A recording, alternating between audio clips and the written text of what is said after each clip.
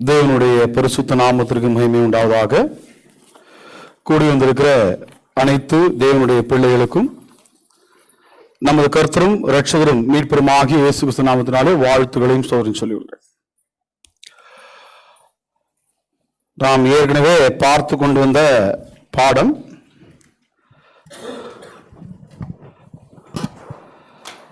சபையினுடைய ஒரு முக்கியத்துவம்.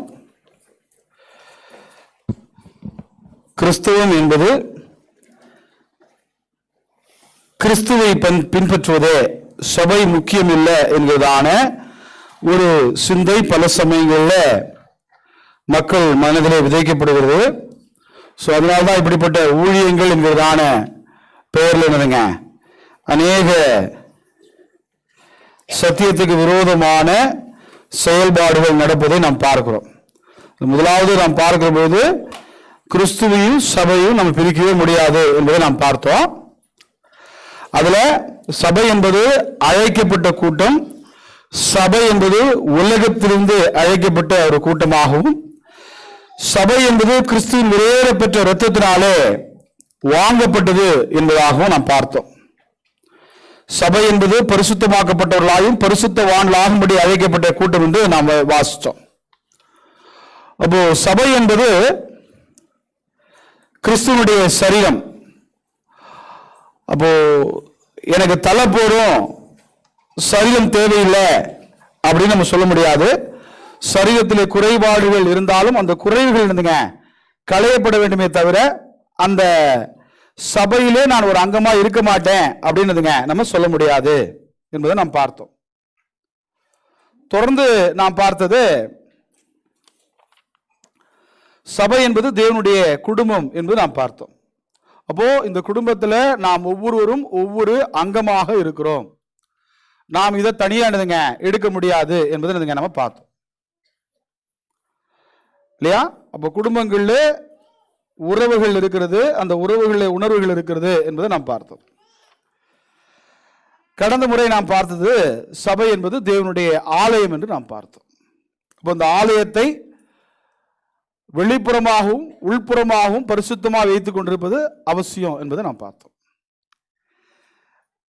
இந்த நாளில் நாம் என்ன பார்க்க இருக்கிறோம் அப்படின்னு சொன்னா, சபை என்பது கிறிஸ்துவனுடைய மணவாட்டி என்பது நாம் பார்க்கிறோம். The church is the bride of Christ.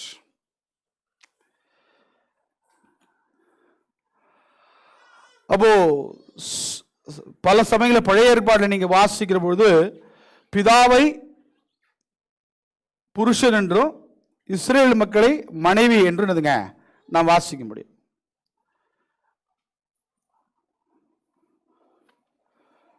ஒரு வசனம் வாசிச்சிடலாம். எரேமியா தீர்க்கதரிசி புஸ்தகம் 31ஆம் அதிகாரம். எரேமியா 31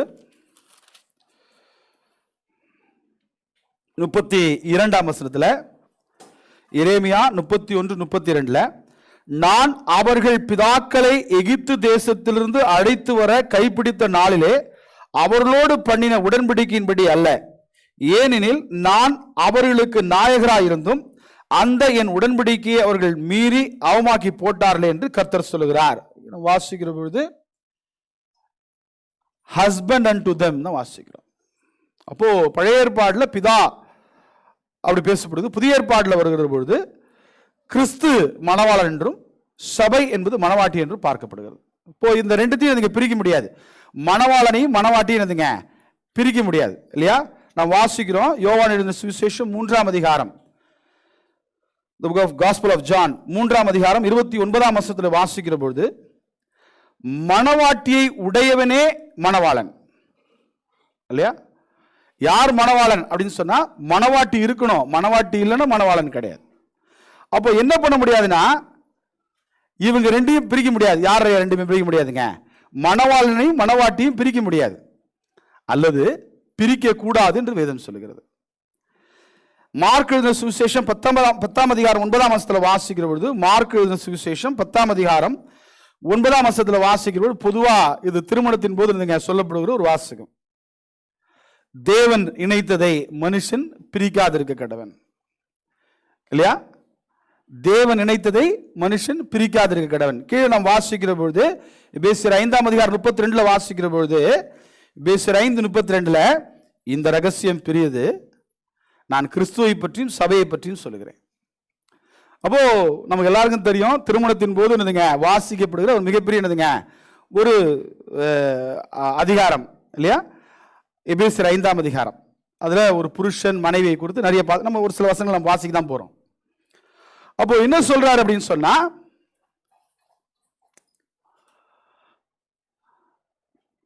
நீங்க பிரிக்காதீங்கன்றார். எது பிரிக்காதீங்க? சபையும் கிறிஸ்துவையும் பிரிக்காதீங்க. எங்களுக்கு கிறிஸ்து மாத்திரம் போறோம் அப்படின்னு சொன்னா எங்களுக்கு மனவாட்டி வேண்டான்னுதுங்க சொல்றோம். உலகத்துல எந்த கணவனும் இப்படி சொல்லாமன்னு தெரியல, நீதியை சொல்றேன், ரைட்டா? எந்த நீதியை சொல்றோம்? உலகத்துல எந்த கணவனும் தன் மனைவியை மீறி என்னதுங்க எதுனதுங்க செய்ய மாட்டாங்க. அதானதுங்க, ஆமா, ரைட்டா? அதுதான் என்னதுங்க வழக்கம், ரைட்டா? ஆமா. அப்போ நம்ம என்ன சொல்ல முடியாதுங்க, பல சமயங்கள்ல நம்முடைய குடும்பங்களில் கூட முன்னாடி தலைமுறை, இப்போ அப்படி கிடையாது, இப்போ வாடா போடான்னு பேசிக்கிறாங்க, அது வேற விஷயம் இல்லையா? முன்னாடி தலைமுறைங்க எது சொல்லலாம், அப்பா கிட்ட எது சொல்லலாம் இருந்துங்க ரூட் எடுத்துட்டு என்னதுங்க அம்மா தான், டைரக்டானதுங்க அப்பா கிட்ட என்னதுங்க போக மாட்டோம் இல்லையா? சேனல் அப்படி தான், இப்படி போய் தான் என்னதுங்க போக முடியும். அப்போ இல்லை எனக்கு மனைவி வேண்டாம், மனவாட்டி வேண்டாம், கிறிஸ்து மாத்திரம் போறோம் அப்படின்னு யாரும் சொல்ல முடியாது. இட் இஸ் ஆல்வேஸ் ரூட் எடுத்துடுங்க சர்ச். எனிதிங் யூ ஆஸ்க் அப்படின்னு சொன்னா you need to be part of the congregation. சபையோடு இணைந்து இல்லாமல் நீங்க என்ன பண்ண முடியாதுங்க, நான் டைரக்டா டீல் பண்ணிக்கிறேன் பேச வேண்டியதுங்க முடியாது இல்லையா? ஆமா, சரி. ஏசாயால வாசிக்கிறோம். ஏசாயா 62ஆம் அதிகாரம் 5ஆம் வசனத்துல வாசிக்கிற பொழுது ஏசாயா 62:5 வாலிபன் கன்னிகையை விவாகம் பண்ணுவது போல உன் மக்கள் உன்னை விவாகம் பண்ணுவார்கள், மணவாளன் மணவாட்டியின் மேல் மகிழ்ச்சியா இருப்பது போல உன் தேவன் உன்மேல் இருந்துங்க மகிழ்ச்சியா இருப்பார். அப்போ ஒரு மணவாளன் மணவாட்டியின் மீது இருந்துங்க மகிழ்ச்சியாக இருந்துங்க இருக்கணும். ஏன் இருக்கணும்? இருக்கணும், ரைட்டா? இருக்கணும். தட் இஸ் ஹவ் இருந்துங்க காட் ஹஸ் இருந்துங்க யுனைடெட் தி ஃபேமிலி. அப்போ அதே மாதிரி தான் சபையும் கூட கிறிஸ்துவ மீறி எதுவுமே செய்யக்கூடாது. கிறிஸ்துவ மீறி இருந்துங்க எதுவுமே செய்யக்கூடாது. அப்போ சபையிலே நடக்கப்படுகிற அனைத்து நிகழ்வுகளும் இயேசு கிறிஸ்துனுடைய உபதேசத்துக்கு உட்பட்டு இருக்கிற பொழுது மட்டும்தான் இருந்துங்க அந்த சபை அவருடைய என்னதுங்க மனவாட்டி. வெளிப்படுத்தும் விசேஷத்தில் வாசிக்கிறோம். வெளிப்படுத்தும் விசேஷம் 21ஆம் அதிகாரம் 2ஆம் வசனம் 9ஆம் வசனம் மற்றும் 10ஆம் வசனம். வெளிப்படுத்தும் விசேஷம் 21ஆம் அதிகாரம் 2, 9, 10 இல்லையா? யோவானாகிய நான் புதிய எருசலேம் ஆகிய பரிசுத்த நகரத்தை தேவனிடத்திலிருந்து பரலோகத்தை விட்டு இறங்கி வர கண்டேன். ரொம்ப அருமையா பேசுறார் பாருங்க. புதிய எருசலேம் ஆகிய பரிசுத்த நகரத்தை தேவனிடத்திலிருந்து பரலோகத்தை விட்டு இறங்கி வர கண்டேன். பல சமயங்களில் இந்த 21ஆம் அதிகாரம் தவறாக புரிந்து கொள்ளப்படுகிறது. அது பரலோகமாக பார்க்கப்படுகிறது. அது சபையை குறித்து பேசப்படுகிற ஒரு நிகழ்வு. வேதம் சொல்லுது அங்கிருந்து இறங்கி வந்துச்சுன்னு சொல்றேன். 9 வாசிக்கிற பொழுது பின்பு கடைசியான 7 வாதைகளால் நிறைந்த 7 கலசங்களுடைய அந்த 7 தூதரில் ஒருவன் என்னிடத்தில் வந்து, நீ இங்கே வா, ஆட்டுக்குட்டியானவருடைய மனைவியாகிய மணவாட்டியை உனக்கு காண்பிக்கிறேன் என்று சொல்லி, அப்போ மேல இறங்குதுன்னு சொல்றாரு, புதிய எருசலேம் சொல்றாரு. கீழே இன் கான்டெக்ஸ்ட் லைன்ல படிக்கும் போது நான் காண்பிக்கிறேன் மணவாட்டியை என்னதுங்க நான் காண்பிக்கிறேன், மேல இருந்து இறங்கி வருதுன்னு பேசுறாரு. 10 சொல்லுகிற பொழுது பின்பு கடைசியான 7 வாதைகளால் இருந்த 7 கலசங்களுடைய அந்த 7 தூதரில் ஒருவன் என்னிடத்தில் வந்து, நீ இங்கே வா, ஆட்டுக்குட்டியானுடைய மனைவியாகிய மணவாட்டியை உனக்கு காண்பிக்கிறேன் என்று சொல்லு. அப்போ ஆட்டுக்குட்டியானவர் எதற்காக அடிக்கப்பட்டார் என்று கேட்கிற பொழுது மணவாட்டிக்காக தான் அடிக்கப்பட்டார். அப்ப என்ன பண்ணுங்க, மணவாட்டிக்காக என்னதுங்க மணவாளன் என்னெல்லாம் செய்யணும்னு பார்த்துங்க. அப்போ இயேசு கிறிஸ்து என்னெல்லாம் செஞ்சாருன்னதுங்க அதெல்லாம் என்னதுங்க ஒவ்வொரு இல்லையா? ஆமா, மணவாளன் செய்யணும். அப்போ இது it's God has united this. அப்போ வேதம் சொல்லுகிறது தேவன் இணைத்ததை மனுஷன் பிரிக்காதிருக்க கடவுள் என்று சொல்லுகிற போது தேவன் அங்க கீழே வாசிக்கிறவர் சொல்றாரு, நான் சபையை பற்றி கிறிஸ்துவை பற்றி நீங்க சொல்கிறேன் அப்படின்னு சொல்றாரு. மேல சொல்றது புருஷனை பற்றி மனைவி பற்றி பேசுகிறாரு.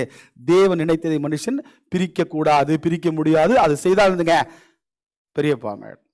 சரி, அப்போ இந்த சிஸ்டம் எப்படி வச்சிருக்காரு அப்படின்னு சொன்னா, எபேசியர் 5:23 வாசிக்கிற பொழுது, எபேசியர் 5:23 அதே அதுல இருந்து ஒரு சில பகுதியில் நாம் வாசிப்போம்.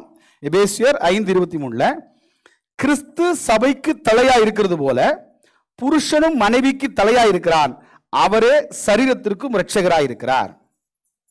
வேதம் சொல்லுகிறது கிறிஸ்து சபைக்கு தலையா இருக்கிறது போல. அப்போ ஒரு நல்ல ஒரு கம்பாரிசன் புரிகிறாரு. கிறிஸ்துவை பத்தி சபையை பத்தியும் பேசுவதற்காக பல சமயங்கள் நீங்க வேதத்தில் வாசிக்கலாம் இல்லையா? பல சமயங்களில் சொல்லப்படுகிற உதாரணங்கள் ஆவிக்குரிய காரியங்களை பூமிக்குரிய உதாரணங்களோடு அல்லது புரிந்து கொள்வதோடு என்னதுங்க விளக்குவதை நான் பார்க்க முடியும் இல்லையா? விதைக்கிறவன் ஒரு புறப்பட்டான். அப்போ அவங்களுக்கு என்னதுங்க விதை விதைக்கிறது தெரியும் இல்லையா?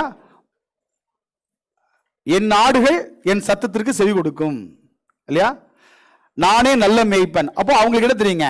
மேய்ப்பர்களை கொடுத்துருந்துங்க தெரியும். அப்போ இப்படி பல சமயங்களில் சொல்ற உதாரணத்துல கிறிஸ்துவை பற்றி சபையை பற்றி பேசுகிற பொழுது எந்த உதாரணத்தை பயன்படுத்துறார் அப்படின்னு சொன்னா, புருஷன் மனைவியை பற்றி பேசுகிறார். அப்போ ஹெட் ஆஃப் த சர்ச் அப்படின்னு சொன்னா, சபையினுடைய தலை அப்படின்னு சொன்னா, தலைன்னா என்னதுங்க? அத்தாரிட்டி, அதிகாரம் இல்லையா? எல்லா செயல்பாடுகளும் தலையை சார்ந்தானதுங்க இருக்கணும். அப்ப அப்படி போல ஒவ்வொரு மனைவிக்கும் யார் தாங்க தலை? யார் தான் தலை? புருஷன் தான் தலை. இப்போ நம்ம ஊரில் பார்த்தீங்கன்னா வித்தியாசமாக எழுதி போட்டிருப்பாங்க பார்த்தீங்களா? வீடுகளில் இந்த வாசகம் போட்டிருக்கோம், சபையில் அந்த வாசகம் போட்டிருக்கோம். வீடுகள் என்ன போட்டிருக்குன்னா, Christ is the head of this ஃபேமிலின்னு போட்டிருப்பான். புரியுதா உங்களுக்கு? சபையில் என்ன தெரியுமா போட்டிருப்பான்? ஃபவுண்டர், ஹெட்டு அப்படின்னா ஒரு மனுஷன் பேர் போட்டிருப்பான். உல்டாவை போட்டுருக்கணும், அங்கே அவரை போட்டிருக்கணும், இங்கே இவரை போட்டிருக்கணும். ஆனால் ரோஸில் போட்டிருப்பான் நம்மால். அப்போ என்னன்னா, ஒரு மனைவிக்கு யார் தான் தலைங்க? கணவன் தான் தலை. கணவனுடைய வார்த்தைக்கு என்னதுங்க? கீழ்ப்படியும். எல்லாரும் கேட்கிற கேள்வி, சண்டைக்கு வந்துடாதீங்க, இந்த சண்டைக்கு வரக்கூடாது இல்லையா?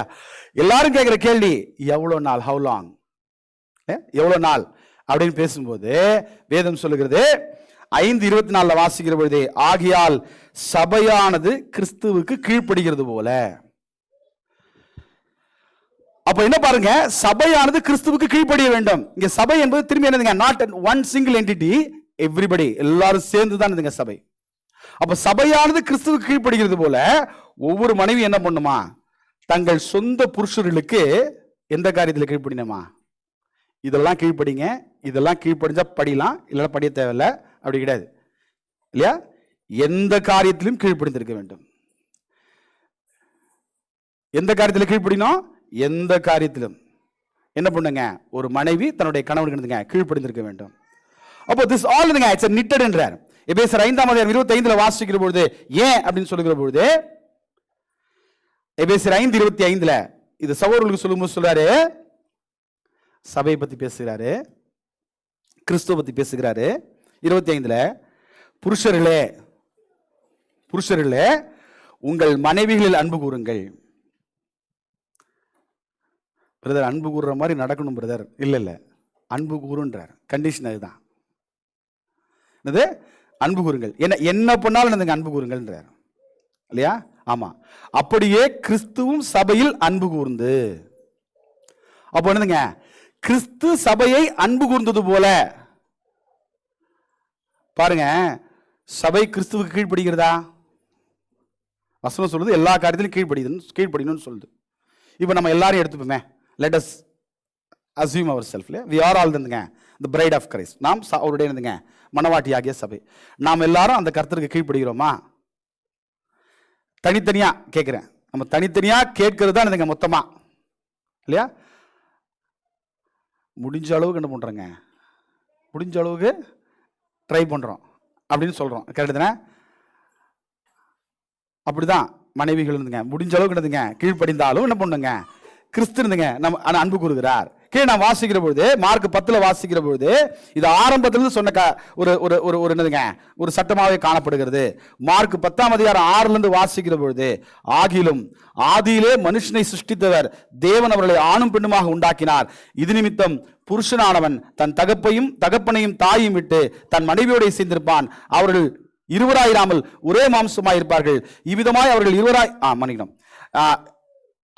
இருவரும் ஒரே மாம்சமாய் இருப்பார்கள். இவ்விதமாய் அவர்கள் இருவராயிராமல் ஒரே மாம்சமாய் இருக்கிறார்கள். ஆகையால் தேவன் நினைத்ததை மனுஷன் பிரிக்காதிருக்க கடவன். அப்போ இப்படிதான் நிட் பண்ணி வச்சிருக்கிறாரு. ஒரு கணவன் மனைவியை போல, ஒரு மணவாளன் மணவாட்டியை போல கிறிஸ்துவ சபையை இணைத்து வைத்திருக்கிறார். அப்போ சபையினுடைய வேலை என்னன்னா கிறிஸ்துவுக்கு நீங்க கீழ்ப்படியணும். சரி, கமிங் டு தி பாயிண்ட் இல்லையா? அப்போ கிறிஸ்துக்கு சபை என்ன செஞ்சாரு? சபைக்கு கிறிஸ்து என்ன செஞ்சாரு அப்படின்னு நாம் பார்க்கிற பொழுது, எபேசியர் 5 26, 27 வாசிக்கிற பொழுது, இன்றைக்கு சபையானது ஏறக்குறைய 2000 வருடங்களும் கடந்து இருக்குது அப்படின்னு சொன்னா இயேசு கிறிஸ்து செய்த அந்த ஒரு செயல்னால்தான் இல்லையா? எபேசியர் 5 26, 27 வாசிக்கிற பொழுது, திருவசனத்தை கொண்டு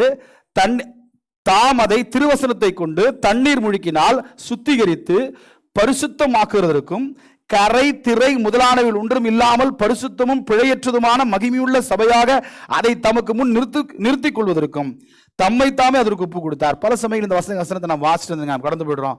என்ன கடந்து போயிடும்னா, இயேசு கிறிஸ்து நமக்காக இருந்துங்க தம்மை ஒப்பு கொடுத்தார் அப்படின்னு கடந்து போயிடுறோம். ஆனா நீங்க நல்லா பாருங்க, ஏன் ஒப்பு கொடுத்தார் என்கிற காரணம் ஒண்ணு இருக்குது. என்ன காரணம்னா, கரை திரை முதலானவைகள் இருக்கக்கூடாது. அப்ப சபையில் என்ன இருக்கக்கூடாதுங்க? கரை திரை இருக்கக்கூடாது. போன வாட்டி நம்ம படிச்ச பாடம் தான் இல்லையா? நான் கரையா இருந்தா என்ன பிரயோஜனம் அப்படின்னு பேசவே கூடாது இல்லையா? ஆமா, புளிப்புள்ள கொஞ்சமாவானது பிசைந்தமா முழுவதையும் உப பண்ணும் அப்படின்னு வேதம் பேசுகிறது. அப்போ ஒவ்வொரு சபை அல்லது ஒவ்வொரு ஆத்துமாக்களும் ஒன்றாக இணைந்து இருக்கிற போது வேதம் சொல்லுகிறது, உங்களுக்காக அவர் தன்னை ஒப்பு கொடுத்தாரே. ஏன் ஒப்பு கொடுத்தார்னா இதற்காக தான் ஒப்பு கொடுத்தார். எதற்காக? சுத்திகரித்து பரிசுத்தமாக்குவதற்கும் கரை திரை முதலான ஒன்றும் இல்லாமல் பரிசுத்தமும் பிழையற்றதுமான மகிமையுள்ள சபையாக. அப்ப இதற்காக தான் அதை ஒப்பு கொடுத்தார். நம்ம அவர் ஒப்பு கொடுத்தார்ன்றதை மட்டும் நம்ம பேசுறோம். எதற்காக ஒப்பு கொடுத்தார்ன்றதை நம்ம விட்டுடுறோம். எதற்காக ஒப்பு கொடுத்தாருன்னு சொன்னா, நாம பிழையற்றவர்களா இருக்கணும், கரை இல்லாம பிழை இல்லாம பரிசுத்தமா இருக்கணும் என்பதற்காக நம்ம ஒப்பு கொடுத்தாரு. அப்போஸ்தலர் 20 வாசிக்கிற போது, அப்போஸ்தலர் 20 வாசிக்கிற போது, ஆகையால் உங்களை குறித்தும் தேவன் தம்முடைய சுய இரத்தத்தினாலே சம்பாதித்துக் கொண்ட தமது சபையை மேய்ப்பதற்கும். அப்ப வேதம் சொல்லுகிறது, இந்த சபையை அவர் விலை கொடுத்து வாங்கி இருக்கிறார். நான் ஏன் கேட்கணும் அப்படின்னு கேட்டேன் இல்லையா? நம்ம ஏன் கேட்கணும்? நம்ம பாஸ் சொல்றத ஏன்னா நமக்கு சம்பளம் கொடுக்குறாங்க, அப்ப கேட்டுதான் ஆனோம் இல்லையா? அதெல்லாம் கேட்க முடியாது அப்படின்னு சொல்ல முடியாது. பிகாஸ் அவர் சம்பளம் கொடுக்குறாரு. அப்போ அவர் நம்மளை விளக்க வாங்கியிருக்கிற போது இங்க நான் ஏன் கீழ்ப்படிக்கணும்னு கேட்க முடியாது. கீழ்ப்படிச்சுதான் ஆகணும்னு வேதம் சொல்லுகிறது. ரைட் இல்லையா? திரும்பி நம்ம ஹஸ்பண்டோட டியூட்டி வாசிக்கிற பொழுது 5:28 வாசிக்கிற பொழுது, அப்படியே புருஷர்களும் தங்கள் மனைவிகளை தங்கள் சொந்த சரீரங்களாக பாவித்து அவர்களில் அன்பு கூற வேண்டும். தன் மனைவியில் அன்பு கூறுகிறவன் தன்னிலே தான் அன்பு கூறுகிறான். அப்போ வேதம் சொல்லுது, இயேசு கிறிஸ்துவானவர் தன்னுடைய சபையை அன்பு கூர்ந்து அவர் என்ன செஞ்சார்னா இதெல்லாம் செஞ்சார். அவர் பட்ட பாடுகள், அவர் இந்த உலகத்திலே வாழ்ந்த வாழ்க்கை, அவர் தேவனுக்கு சமமாக இருப்பதை கொள்ளையாடின பொருளாக எண்ணாமல் தம்மை தாமே வெறுமையாக்கி அடிமை என்று எடுத்து மனுஷ சாயலானார். அதாவது சிலுவை முறையை தம்மை தாமே தாழ்த்தார் என்று சொன்னால் எதற்காக இதெல்லாம் செஞ்சார் அப்படின்னு சொன்னா, சபையாகிய நாம் பிழையற்று இருக்கணும், கரை இருக்கக்கூடாது, பரிசுத்தமா இருக்கணும். இதற்காக தான் செஞ்சாரு. நம்மளை மீட்டுக்கிட்டா நம்ம என்ன பண்றோம்? அந்த ஒரு பாயிண்ட்ல மட்டும் நின்றுடுறோம்.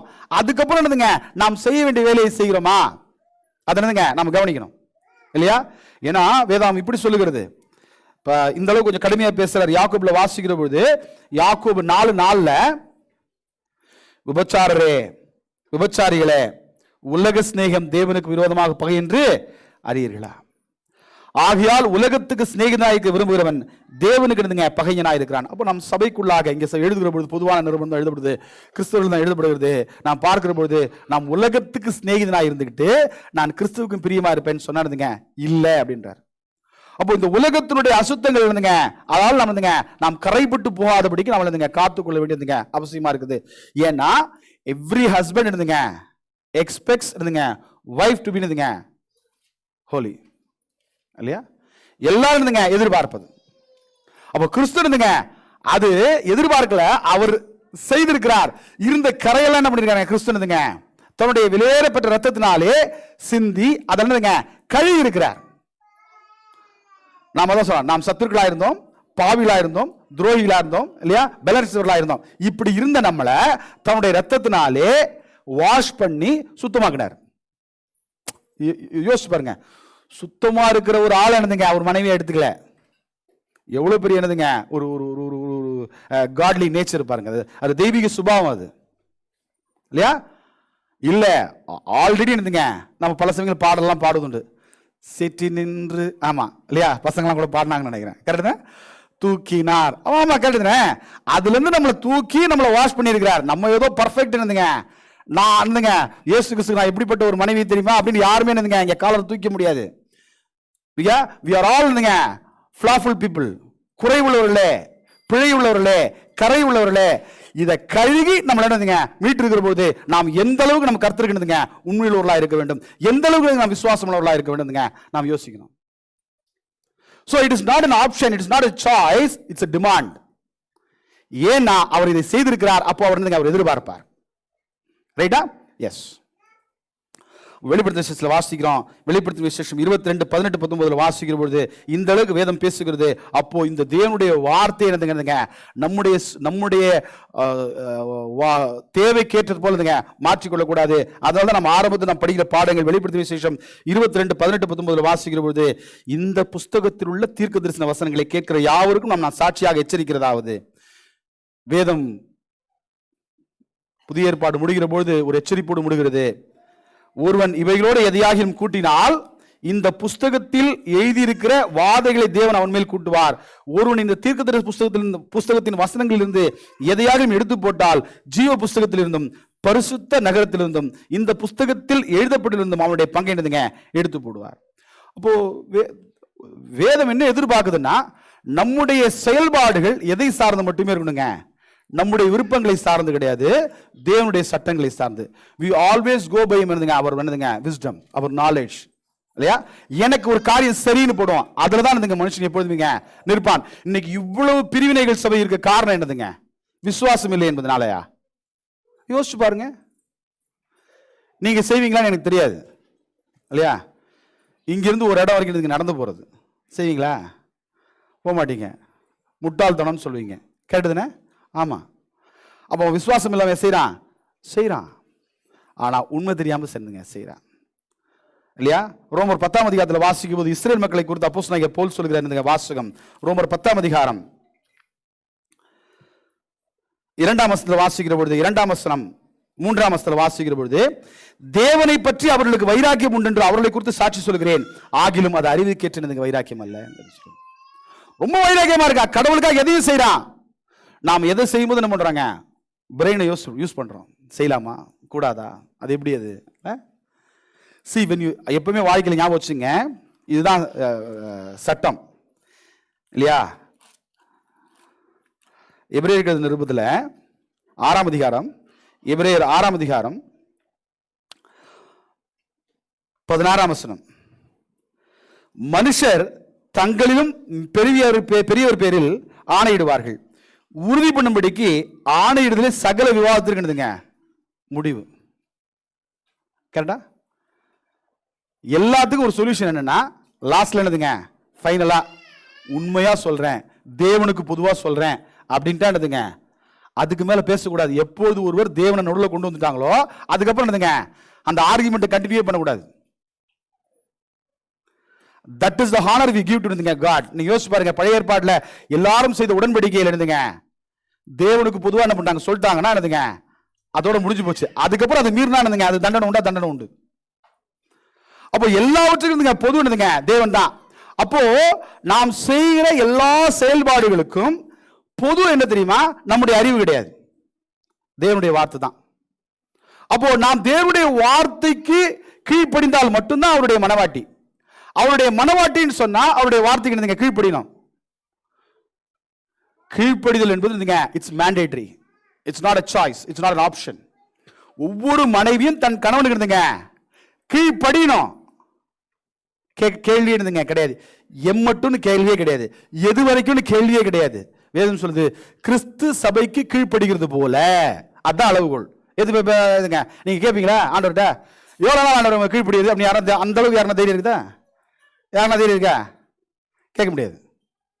ஏன்னா ஒரு God, if you rightly understand, இல்லையா? ஆமா. யோவான்ல வாசிக்கிறோம், யோவான் 14ஆம் அதிகாரத்தில் சொல்லுகிற பொழுது சொல்றாரு, நான் போயிருக்கேன் திரும்பி வருவேன்றார். யோவான் 14:2-3 வாசிக்கிற பொழுது, என் பிதாவின் வீட்டில் அநேக வாசஸ்தலங்கள் உண்டு, அப்படி இல்லாதிருந்தால் நான் உங்களுக்கு சொல்லியிருப்பேன். ஒரு ஸ்தலத்தை உங்களுக்காக ஆயத்தம் பண்ண போகிறேன். நான் போய் உங்களுக்காக ஸ்தலத்தை ஆயத்தம் பண்ணின பின்பு நான் இருக்கிற இடத்துல நீங்களும் இருக்கும்படி நான் மறுபடியும் வந்து உங்களை இடத்தில் சேர்த்துக் கொள்வேன். அப்போ ஒரு மணவாளன் தன்னுடைய மணவாட்டிக்கு எல்லாவற்றையும் ஆயத்தம் செய்துட்டு நான் வந்து உங்களை கூட்டிட்டு போன்றதுதான் ப்ராமிஸே. வர வரைக்கும் நம்ம என்னவா இருக்கணுங்க? மணவாட்டியா இருக்கணும். ஒரு நாள் பார்த்தேன், ஒன்னும் செட் ஆகல, அவர் வர மாதிரி தெரியல. கேட்டுதுனே அப்படி இருக்க முடியாது இல்லையா? அப்படி இருந்தா தப்புல, தட் இஸ் ஸ்பிரிச்சுவல் அடல்ட்ரி இல்லையா? இயேசு கிறிஸ்து வராருன்னு சொல்றாங்க, வந்த மாதிரி தெரியல, அதனால நான் பல உபதேசத்துக்குள்ள நான் போயிட்டேன் அப்படின்னு பேச முடியாது இல்லையா? அப்படி பேசினா இட்ஸ் ஸ்பிரிச்சுவல் அடல்ட்ரி வேதம் பேசுகிறது. அப்ப சொல்றார், நான் வருவேன்னு சொல்லியிருக்கிறார். மணவாளன் சொல்லியிருக்கிறார், நான் வருவேன். மணவாட்டி அப்படின்னு சொன்னா, நான் மணவாட்டி அப்படின்னு சொன்னா சபை அடுத்தது என்ன கேள்வினா, மணவாட்டி ஆயத்தமா இருக்கிறாளா? மணவாட்டி ஆயத்தமா இருக்கிறாளா? வெளிப்படுத்தின விசேஷம் 19ஆம் அதிகாரத்தில் வாசிக்கிற போது, வெளிப்படுத்தின விசேஷம் 19ஆம் அதிகாரம் 7 வாசிக்கிற பொழுது, வெளிப்படுத்தின விசேஷம் 19ஆம் அதிகாரம் 7 நான் முடிச்சிடறேன். நாம் சந்தோஷப்பட்டு களி கூர்ந்து அவருக்கு துதி சொல்ல கடவோம். ஆட்டுக்குட்டியானுடைய கல்யாணம் வந்தது, அவருடைய மனைவி தன்னை ஆயத்தம் பண்ணினாள் என்று சொல்ல கேட்டேன். மனைவி என்ன பண்ணுங்க? she has to be prepared. ஒரு காலத்தில் அப்படிலாம் ஒரு வழக்கம் இருந்துச்சு, உங்களுக்கு தெரியுமா தெரியாது இல்லையா? ஒரு காலத்தில் அந்த வழக்கம் இருந்துச்சு. அன்னைக்கு கணவன் மட்டும் தான் வேலைக்கு போனாங்க, இன்னைக்கு நிறைய பேர் வேலைக்கு போறாங்க. கணவன் வேலைக்கு போயிட்டு வீட்டுக்கு வரும்போது என்ன சொல்லுவாங்க, பெரியவங்க என்ன சொல்லுவாங்க, ஏன் வேலைக்கு போயிட்டு வரா, நீ என்ன பண்ணு, குளிச்சு நல்லா ரெடியாரு, அவனை வரவேறு தன்னுடைய மனைவி ஆயத்தமா இருப்பாங்க இல்லையா? அப்ப என்னன்னா வேதம் சொல்லுகிறது, அவருடைய மனைவி தன்னை ஆயத்தம் பண்ண என்று சொல்ல கேட்டேன். சுத்தமும் பிரகாசமும் உள்ள மெல்லிய வஸ்திரம் தரித்துக் கொள்ளும்படி அவளுக்கு அளிக்கப்பட்டது. இங்க மனைவி என்பது சபையை குறித்து பேசுறாரு. சுத்தமும் பிரகாசமான மெல்லிய வஸ்திரம் தரித்துக் கொள்ளும்படி அவளுக்கு அளிக்கப்பட்டது. அந்த மெல்லிய வஸ்திரம் பரிசுத்தவான்களுடைய நீதிகளே. இப்போ நீதியின் வஸ்திரத்தினாலே நம்ம ஆயத்தம் பண்ணிக்கிறோமா? இயேசு கிறிஸ்து வருகிற பொழுது மணவாட்டியை வா அப்படின்னு அழைத்து பாரா. How much we are prepared? If we really understand we are the bride of Christ, are we prepared for our bridegroom? நம்முடைய மணவாளனுக்காக நாம் ஆயத்தமா இருக்கிறோமா? சொல்றாரு பாருங்க 9. பின்னும் அவனை என்னை நோக்கி, ஆட்டுக்குட்டியானவரின் கல்யாண விருந்துக்கு அழைக்கப்பட்டவர்கள் பாக்கியவான் என்று எழுதி என்றான். மேலும் இவைகள் தேவனுடைய சத்தியமான வசனங்கள் என்று என்னுடைய சொன்னான். அப்போ this is what, it's not சாதாரண வார்த்தைகள், இது தேவனுடைய வசனம், இது உண்மையானது, இது சத்தியமானது. அப்ப கண்டிப்பா வேதம் சொல்லுகிற மாதிரி இயேசு கிறிஸ்து வருவாரா? கண்டிப்பா வருவார். இப்ப கேள்வி, நாம் அவருடைய மனவாட்டியாகிய சபையா இருக்கிறோம் அப்படின்னு சொன்னா, அவருக்கு கீழ்ப்படிந்து அவர் எதற்காக தன்னை ஒப்பு கொடுத்தாரோ, கரை திரை இல்லாமல் ஒப்பு கொடுத்தாரோ, அப்படியே ஒவ்வொரு மனைவி இங்க மனைவி, இங்க சபை, ஒவ்வொரு சபை என்ன பண்ணிருக்கா, ஒவ்வொரு பிராந்திய கிறிஸ்டின் சபை என்ன பண்ணுவாங்க, அதற்கு தன்னை ஆயத்தப்படுத்திக் கொள்ள வேண்டும். ப்ரிப்பரேஷன் இல்லாமல் என்ன பண்ண முடியாதுங்க, மணவாளன் வரவேற்க முடியாது. பல சமயங்களில் அந்த புத்தியுள்ள 5 கன்னிகள் ஞாபகம் இருக்கா? 10 கன்னிகளுக்கு வாசிக்கும் போது 5 பேர் புத்தியுள்ளவர்கள், 5 பேர் புத்தி இல்லாதவர்கள். புத்தியுள்ளவர்கள் தந்துங்க தீவெட்டியில் எண்ணெய் கொண்டு போனார்கள். புத்தி இல்லாதவர்கள் தீவெட்டி மட்டும் எடுத்துட்டு போனாங்க. நம்ம ஊர்ல தீவெட்டி தெரியாதுங்க, தீவெட்டி மட்டும் கொண்டு போனாங்க, எண்ணெயை கொண்டு போல. ஏனுங்க? they are not prepared இல்லையா? வரும்போது குளிச்சுக்கலாம், வரும்போது கரையை தொடச்சுக்கலாம். இல்ல, யூ ஷுட் ஆல்வேஸ் ப்ரிப்பேர்ட். இல்லையா? பவுல் சொல்றாரு கொரிந்து சபைக்கு எழுதுற பொழுது, இந்த வசனத்தை வாசிச்சு முடிச்சோம். 2 கொரிந்தியர்ல வாசிக்கிற பொழுது, 2 கொரிந்தியர் 11ஆம் அதிகாரம் 1 வாசிக்கிற பொழுது, என் புத்தியினத்தை நீங்கள் சற்றே செய்தால் நலமாயிருக்கும் பவுல் சொல்றாரு. ஆனால் கொரிந்து சபையாருக்கு கொஞ்சம் மேம்பாடான சிந்தை உள்ளவர்கள். எனக்கு எல்லாம் தெரியும், நீ ஒன்றும் சொல்ல தேவையில்லை அப்படின்னு இருந்துங்க. ஏன்னா கொஞ்சம் டப்பு வாய்ந்தவங்க. Cosmopolitan city Corinth. It's a harbour city. இப்போ கொஞ்சம் பணம் ஆனதுங்க. ஹார்பர் சிட்டி அன்னைக்கு வந்து இருந்துங்க, ஒரே டிரான்ஸ்போர்ட்டேஷன் இருந்துங்க, அதான் கடல் வழி தான். ஸோ ஹார்பர் சிட்டி இருந்துங்க, ஆல் ரிச் பீப்புள். அப்போ அவனுக்கு எப்பவுமே ஒரு இருந்துங்க, எனக்கு எல்லாம் தெரியும், நீ ஒன்றும் சொல்ல தேவையில்லை அப்படின்னுங்க பவுல்கிட்டே சொன்னாங்க. இல்லையா? அப்போ சொன்னாரு, என் புத்தியினத்தில் நீங்கள் சற்றே சகித்தால் இருந்துங்க நலமாயிருக்கும். என்னை சகித்தும் இருக்கிறீர்களே, நான் உங்களை கற்புள்ள கன்னிகையாக கிறிஸ்து என்னும் ஒரே புருஷனுக்கு ஒப்புக் கொடுக்க நியமித்தபடியால் உங்களுக்காக தேவ வைராக்கியம் கொண்டிருக்கிறேன்னு சொல்றார். அப்போ the church இருந்துங்க ஒரு கற்புள்ள கன்னிகையாக கிறிஸ்து என்னும் ஒரே புருஷனுக்கு ஒப்பு கொடுக்கப்பட்ட நியமிக்கப்பட்டபடியால் அதை காத்துக்கொள்ள வேண்டியது யாருடைய வேலைங்க? சபையினுடைய வேலை. எந்த விதமான உபதேச பிழைகள் இருந்துங்க வராமல் பார்த்து கொள்ள வேண்டியது அவசியம். எந்த விதமான உபதேச குறைகள் இல்லாமல் பார்த்துக் கொள்ள வேண்டியது அவசியம். எந்த விதமான உபதேசத்துக்கு விரோத நடக்கைகள் இல்லாதபடி பார்த்துக் கொள்ள வேண்டியது அவசியம். ஏன்னா அவர் வருகிற பொழுது தனி மனுஷன் எடுத்துக்கொண்டு போறது கிடையாது, சபையை தான் எடுத்துக்கொள்ள போறாரு, மனைவாட்டி தான் எடுத்துக்கொள்ள போறாரு.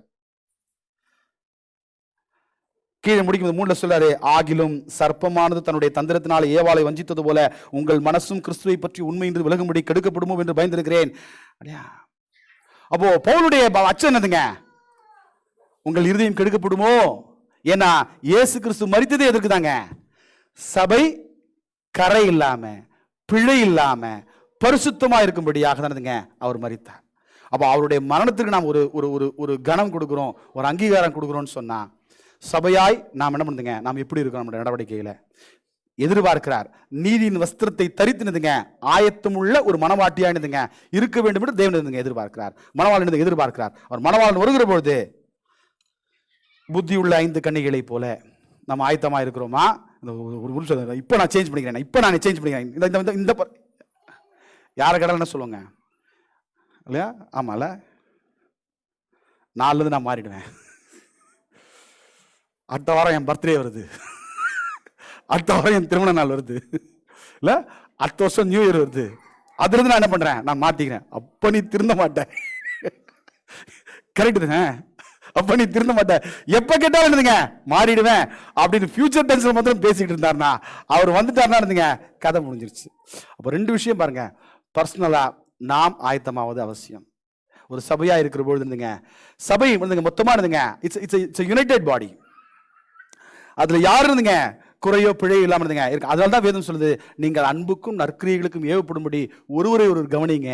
ஒருத்தருக்கு குறை இருந்தால் என்ன பண்ணுங்க, அது உதவி செய்யுங்க, ஹெல்ப் பண்ணுங்க அந்த பிரச்சனையில் இருந்துங்க அவங்க வர்றதுக்கு. ஏன்னா நான் தனியாக போயிடுவேன்னு நினைக்காதீங்க. எங்கே போயிடுவீங்க நீங்கள் இல்லையா? You are going to go as இருந்துங்க காங்கிரிகேஷன். அப்போஸ் நாங்கள் போல் சொல்லும்போது நீங்கள் என்னுடைய நிருபங்களா இருந்துங்க இருக்கிறீங்கன்னு பேசுகிறார். அப்போ நாம் சபையாராய் இருந்துங்க ஒரு இயேசு கிறிஸ்துவினுடைய மனவாட்டியாய் அவருடைய சட்டத்திட்டங்களுக்கு உட்பட்டு கரை திரை முதலாளில் ஒன்று இல்லாதபடிக்கு தேவனுக்கு பிரியமாய் வாழும். தேவன் தம்மனை ஆசீர்வதிப்பாராக.